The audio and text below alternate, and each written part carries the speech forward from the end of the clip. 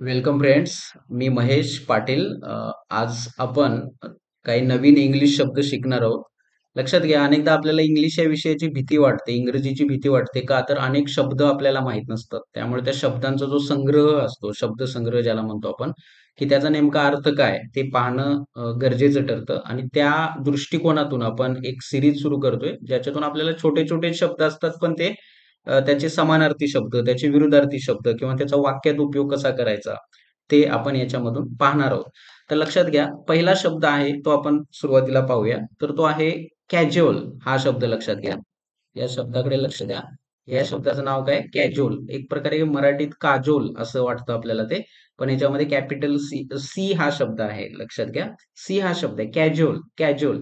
तर त्याचा मराठीत अर्थ आपण बघूया, खुशामत करणे किंवा गोड गोड बोलून फसवणे. म्हणजे लक्षात घ्या, आपल्याला या व्यक्तीकडे काहीतरी काम आहे. ठीक आहे, आपल्याला यांच्याकडून काहीतरी काम करून घ्यायचंय. मग भले ती व्यक्ती कशीही असू दे, त्याच्याशी आपण काय बोलायचं? गोड गोड बोलायचं. हा किंवा खुशामत करायची. होय, तुम्हीच चांगले, तुम्हीच चांगले, तुमचंच बरोबर आहे, असं म्हणायचं. मग याला काय म्हणतात? Cajole, cajole, cajole, cajole, cajole. हा to persuade a person to do something or give something by being very nice to him or her. म्हणजे परस्यूड म्हणजे काय? याचा अर्थ घ्या, वळवणे. हा वळवणे, वळवणे किंवा त्याला मन वळवणे असं पण म्हणतात. ठीक आहे. ही परस्यूड हिम फ्रॉम असं अशा पद्धतीनं. ठीक आहे.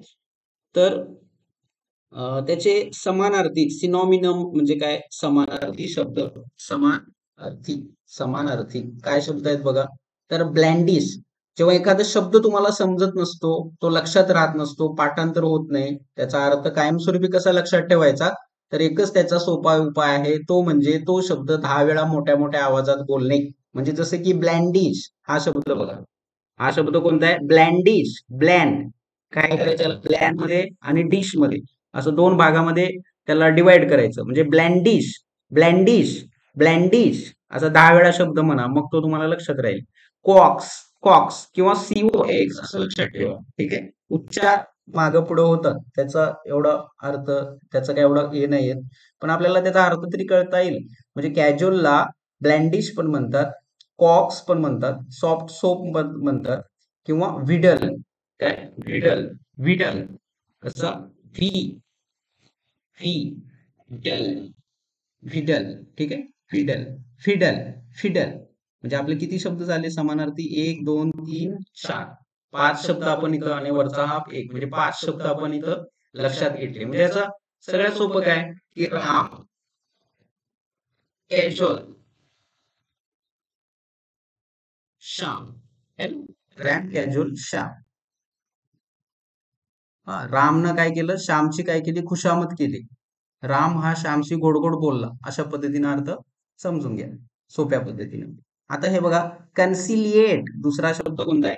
कन्सिलिएट दुसरा शब्द कोणता आहे? कन्सिलिएट, कन्सिलिएट, कन या सॉरी कॉन, कॉन्सिलिएट, कॉन्सिलिएट, कॉन्सिलिएट असं. ठीक आहे. कॉन्सिलिएट असं अशा पद्धतीने अर्थ समजून घ्या, की एक प्रकारे तह करणे. काय करणे? तह करणे, सामोच्चार करणे, सामोच्चाराने एखादी गोष्ट सोडवणे, अशा पद्धतीनं. म्हणजे to bring in to agreement, to gain the goodwill or favour of, to try to make a group of people less angry. म्हणजे इथं एकदमच तणावाची परिस्थिती आहे. हा, तर काय करायचं? इथं सामोच्चारानं घ्यायचं, त्या लोकांना शांत करायचं. हा, समेट घडवून आणायची, अशा पद्धतीने त्याचा अर्थ आहे कन्सॅलेट.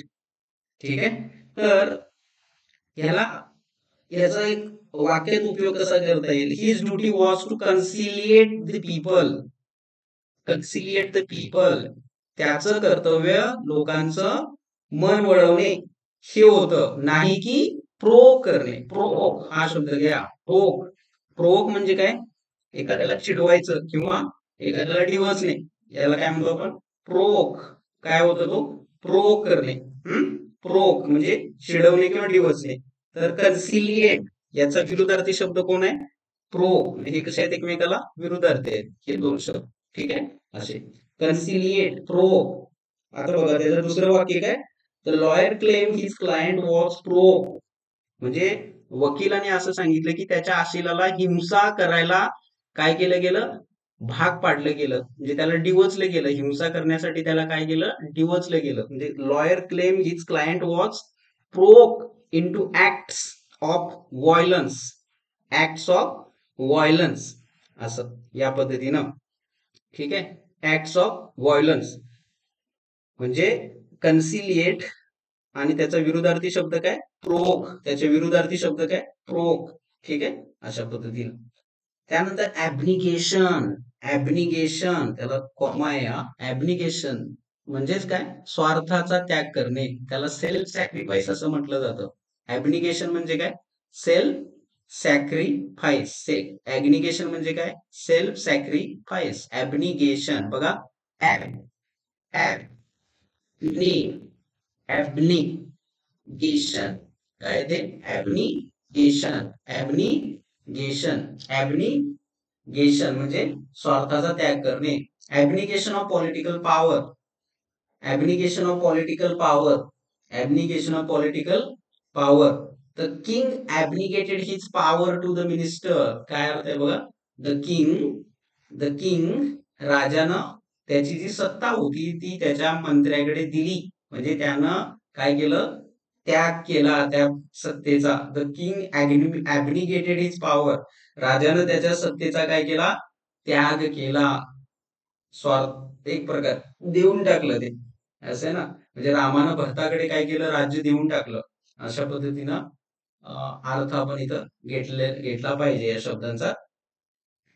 त्यानंतर बघा, पुढचा एक शब्द असेल आपण हे घेऊ शकतो, तो म्हणजे रिवोक हा शब्द आपण बघितला. किंवा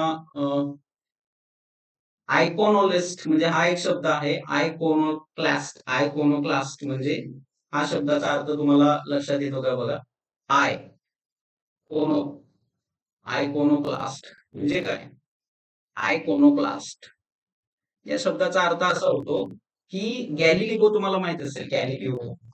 गॅलिलिओ गॅलिलिओ त्यांनी काय केलं, त्यावेळचे जे सिद्धांत होते त्याचा त्यांनी काय केलं, त्याच्या विरोधात बंड केलं, एक प्रकारे आवाज उठवला. त्यांना काय म्हणतात, आयकोनोक्लास्ट म्हणजे विरोध करणे, बंडखोरी करणे, त्यावेळच्या सामाजिक रूढी परंपरांना विरोध करणे, है ना, असा त्याचा सोप्या भाषेत अर्थ होतो. म्हणजे संत तुकाराम महाराजांनी काय केलं की त्या काळामधल्या ज्या रूढी परंपरा होत्या, महात्मा फुलेंनी काय केलं, त्यावेळच्या रूढी परंपरा होत्या, ज्या वाईट परंपरा होत्या, त्याच्या विरोधात त्यांनी काय केलं, बंड केलं. मग ते काय होता, तो शब्द या अर्थानं आपण इथं घेतला पाहिजे. तर आपण काही शब्द पाहिले, तो कुठला, कॅज्युअल, काजोल नाही, कॅज्युअल मन वळवणे. हा, त्यालाच खुशामत करणे, गोड गोड बोलणे असं पण म्हणतात. सिनॉमिनम त्याचे समानार्थी शब्द हे बघा, blandish, soap, coax, COAX, soft soap आणि विडल, सॉफ्ट सोप आणि विडल. ठीक आहे. आता एक कन्सिलिएट म्हणजे तह करणे, काय, तह करणे, तह करणे असं या अर्थानं ते शब्द आपल्याला लक्षात राहायला पाहिजेत. His duty was to conciliate the people, not to provoke them. His duty was to conciliate the people, not to provoke them. अशा पद्धतीनं प्रोवोक म्हणजे डिवचणे, एखाद्याला चिडवणे, काहीतरी कृती करायला भाग पाडणे. आणि त्याचं वाक्य आपण इथं पाहिलं, abnegation. Abnegation of political power म्हणजे त्याग करणे. The king abnegated his power to the minister. आणि शेवटचा एक शब्द पाहिला, आयकोनोक्लास्ट म्हणजे त्या वेळच्या रूढी परंपरांना झिडकारणे, बंड करणे. अशा पद्धतीने हे शब्द आहेत. पुढच्या वेळी आपण अजून चांगले शब्द पाहूया. तोपर्यंत या सिरीजला तुम्ही सपोर्ट करा, शेअर करा. थँक्यू.